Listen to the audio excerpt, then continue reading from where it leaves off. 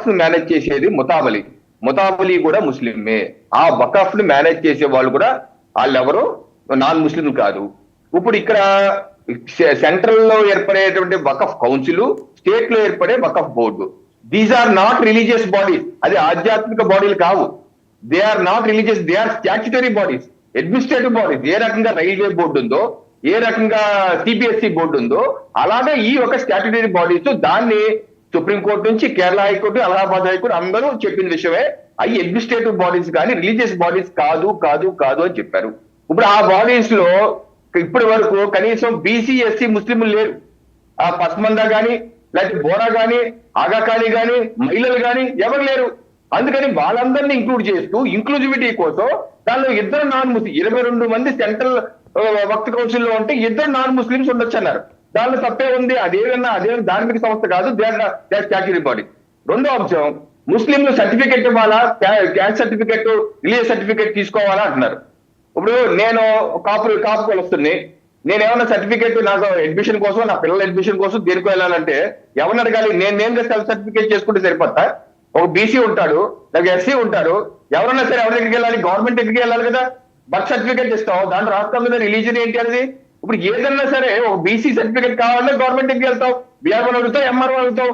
అదే విధంగా ఒక ముస్లిం కూడా తను ముస్లిము, నేను భక్త భూమికి ఇవ్వదలుచుకున్నానంటే క్యాస్ట్ సర్టిఫికేట్ తీసుకుంటే తప్పేంటి? ఎవరైనా సరే ప్రభుత్వమే అడుగుతాయి కదా, క్యాస్ట్ సర్టిఫికేట్ కానీ రిలీజియస్ సర్టిఫికేట్ కానీ ప్రభుత్వాన్ని అడగాలి. అంతేగాని నేనుగా సెల్ఫ్ డిక్లరేషన్ ఇచ్చేసుకుంటే అయిపోతాను. నేనుగా కమ్మ, నేనుగా రెడ్డి అంటే రెడ్డి అయిపోతారా? సో ఇలా ఇది తప్పుదో పట్టించుకో. మూడోది, మహమ్మద్ గోరి అండి, ఎవరైనా దురాక్రమదారు కాదా?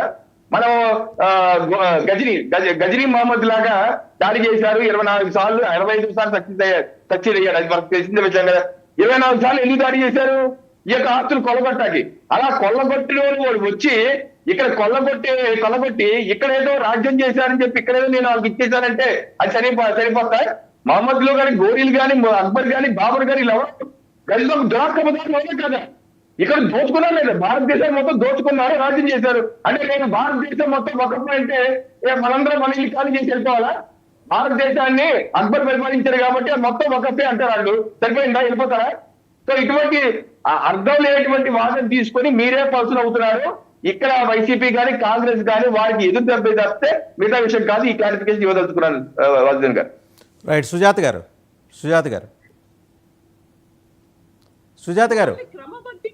అనే చట్టాన్ని మీరు ఎందుకు తీసుకొచ్చారు? ఈ ప్రాబ్లమ్స్ ఉండబట్టే కదా మీరు ఈ భూములకు సంబంధించినటువంటి భూముల పరిరక్షణ చెయ్యండి. కేంద్ర ప్రభుత్వం దానికి రాష్ట్రాలకి అనుమతినిచ్చింది. కానీ చంద్రబాబు నాయుడు గారు చెప్పిన అబద్ధాలు ఏంటి? ల్యాండ్ టైటిలింగ్ ద్వారా భూముల్ని దోచుకుంటారు జగన్మోహన్ రెడ్డి గారు అని చెప్పారు కదా. మరి ఆయన అంటే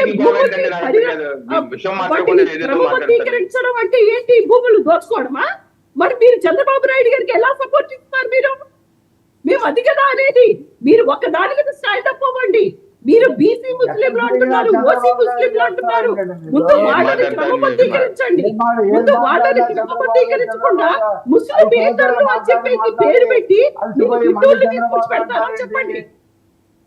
అది కాదండి, 5 సంవత్సరాలు మీరు హిందువులు తీసుకొచ్చి పెడతారా? మీరు ఈ రాష్ట్రంలో మొత్తం దోచుకొని ఈ రాష్ట్రాన్ని సర్వనాశనం చేసి భూములు క్రమబద్ధీకరణ చేయమని కదా చెప్పింది కేంద్రాలు, రాష్ట్రాలు. మరి వక్ఫ్ భూములు అనేటువంటివి ఎక్కడున్నాయి, ఎవరి చేతుల్లో ఉన్నాయి అనేటువంటి క్రమబద్ధీకరణ కేంద్రం దగ్గర ఉందా అనేటువంటిది కేంద్రం దగ్గర లేకుండా అసలు దానికి సంబంధించినటువంటి క్రమబద్ధీకరణ లేకుండా మీరు బీసీలకి, ముస్లింలకు ఎలా మీరు స్థానం కల్పిస్తారు? మీరు అందులో ఎలా స్థానం కల్పిస్తారు చెప్పండి. దేవాదాయ భూముల మీద ముస్లింలకి హక్కులు కల్పిస్తారు ఎవరైనా చెప్పండి. హిందువులకు సంబంధించినటువంటి దేవాదాయ భూములు అలాగే మరి వక్ఫ్ భూములు క్రమబద్ధీకరించి ఆ తర్వాత దానికి సంబంధించినటువంటి సంస్కరణ చేయాలి కదా. ఇంకా ల్యాండ్ టైటిలింగ్ యాక్ట్ ద్వారా దాని ద్వారా జగన్మోహన్ రెడ్డి గారు చేసింది అదే పని కదా. మరి చంద్రబాబు నాయుడు గారు ఏం చెప్పారు? చంద్రబాబు నాయుడు గారు ఏం చెప్పారు? భూముల్ని జగన్మోహన్ రెడ్డి గారు దోచుకుంటారు అని చెప్పారు. మళ్ళీ అధికారంలోకి వచ్చిన తర్వాత ఆయన చేసిన పని కూడా అదే. ఆయన చేసిన బిల్లుకు వ్యతిరేకంగా బీజేపీ పర్మిషన్ చేసేదండి. బిల్లుకు చెప్పడానికే వ్యతిరేకంగా నీతులు, చెప్పడానికే అబద్ధాలు, చెప్పేవన్నీ అబద్ధాలు చంద్రబాబు నాయుడు గారు. నీకు చంద్రబాబు తప్పితే వేరే ఏమి కనిపించవు. మొత్తం దేశంలో ఏది జరిగినా సరే చంద్రబాబే, వర్షాలు రాకపోయినా చంద్రబాబే, ఎండలు వచ్చినా చంద్రబాబే, ఇంకా ఏమి మీకు చంద్రబాబు తప్పితే ఏమీ కనిపించదు. అందుకనే ఈ రాష్ట్రంలో జగన్మోహన్ రెడ్డి పాలన అనేది అది ఒక నరక కోపమైనటువంటి పాలన అనేది ప్రజలు తిరస్కరించారు. తెలుసుకోండి, మీరు తెలుసుకొని కాస్త మనసు మార్చుకొని బుద్ధి తెచ్చుకోండి. ఎందుకు ప్రజలు మనం ఓడించారు? మళ్ళీ మీరు దీన్ని సమర్థించలేక గొంతులో వెనక్కైపడినట్టు ఈ రోజు మాట్లాడుతున్నారు. మేము ఖచ్చితంగా మీ బాధను మేము అర్థం చేసుకోగలము.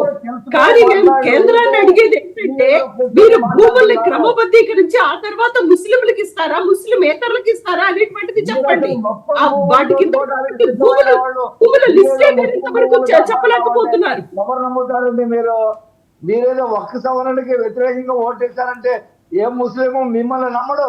మీరే పెద్ద దోపిడీదారులు. మీ ఎమ్మెల్యేలు మీరు దోచుకున్నటువంటి ఒక్క భూముల చిట్టా చెప్తే టైం సరిపోదు. రఫీ గారు ఈ రోజు కొలికిపూడి గారే చెప్తున్నారు, స్కూల్ పక్కన వైష్ణవులు, మీ పరిపాలన చిన్న పిల్లలు స్కూల్ దగ్గర వైష్ణవులు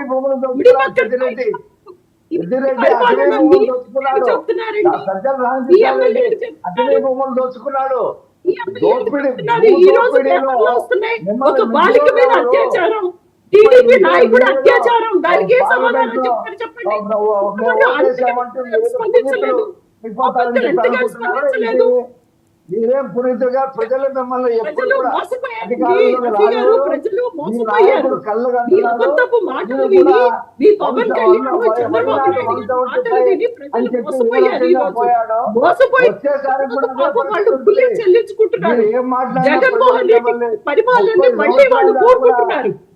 మిమ్మల్ని నమ్మే పరిస్థితి ఉండదు. మీ పాలన ఒక హీనమైన పాలన. అప్పులు తీసుకొస్తేనేమో శ్రీలంక అయిపోతుందంటారు. మీరు మాత్రం అప్పులు తీసుకురావచ్చు. ఇప్పటికి 10 నెలల కాలంలో 1,50,000 కోట్ల రూపాయలు అప్పులు తీసుకొచ్చారు. అప్పులు తీసుకొచ్చి ఏం చేశారు? కంప్లీట్ గా అమరావతికి కిలోమీటర్ రోడ్డు వేయడానికి 53 కోట్ల రూపాయలు ఖర్చు చేస్తున్నారు ఈ రోజు. అది మీరు చేసేటువంటి పరిపాలన.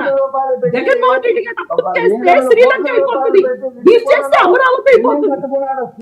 లేకుండా ప్రభుత్వ డబ్బుతో చెప్పండి, మీరు జగన్మోహన్ రెడ్డి గారు అప్పులు తెస్తేనేమో శ్రీలంక అయిపోతుంది, మీరు తెస్తేనేమో అమరావతిలో అప్పులుంటాయి. ఎప్పుడు మళ్ళీ ఈ రాష్ట్రంలో ప్రజలకి ఏమీ చెప్పండి. కేవలం అమరావతిలో మీ నాయకులు భూములు కొన్నారు చూడండి, దానికోసం మాత్రమే అమరావతిని అభివృద్ధి చేయండి. అది కాదు, మీరు కట్టిందేంటి? రిషికొండలో 700 కోట్ల రూపాయలు ఖర్చు పెట్టి ప్యాలెస్ కట్టుకున్నాడు. ఎవరు సార్ 700 కోట్లు? ఎవరు చెప్పింది? ఎవరు చెప్పింది? నోటికి ఏదొస్తే అది చెప్పద్దు. మీరు ఈ రోజు చెప్పండి, జగన్మోహన్ రెడ్డి గారు అప్పులు తీసుకొచ్చి సంక్షేమ పథకాలు ఇచ్చారు, అప్పులు తీసుకొచ్చి ప్రజలకు ఇచ్చారు. ఈ రోజు ఆంధ్రప్రదేశ్ రాష్ట్రాన్ని 10 నెలల కాలంలో మైనస్ జీడిపిలోకి తీసుకెళ్లింది మీరు. రైట్ అండి, థ్యాంక్ యూ రఫీ గారు, అలాగే సుజాత్ గారు, పెద్దిరెడ్డి రవికిరణ్ గారు, కృష్ణాంజనేయులు గారు, అందరికీ ధన్యవాదాలు. సో చూసాం కదా, వక్ఫ్ బిల్లుకి మొత్తానికి పార్లమెంటు ఉభయ సభలు ఆమోదం తెలిపాయి. దీని మీద 3 సవరణలు చేశామని టీడీపీ చెబుతోంది. బట్ అది గోడ కొట్టిన సున్నమే, ఎందుకంటే అది రాష్ట్రపతి సంతకం అయిన తర్వాత ఆ సవరణలకు సంబంధించి పెద్ద చర్చ జరగకపోవచ్చు. ఏదో ఐవాష్ ఎక్సర్సైజ్, కంటి తుడుపు చర్యగా టీడీపీ చేసిన దానికి రేపు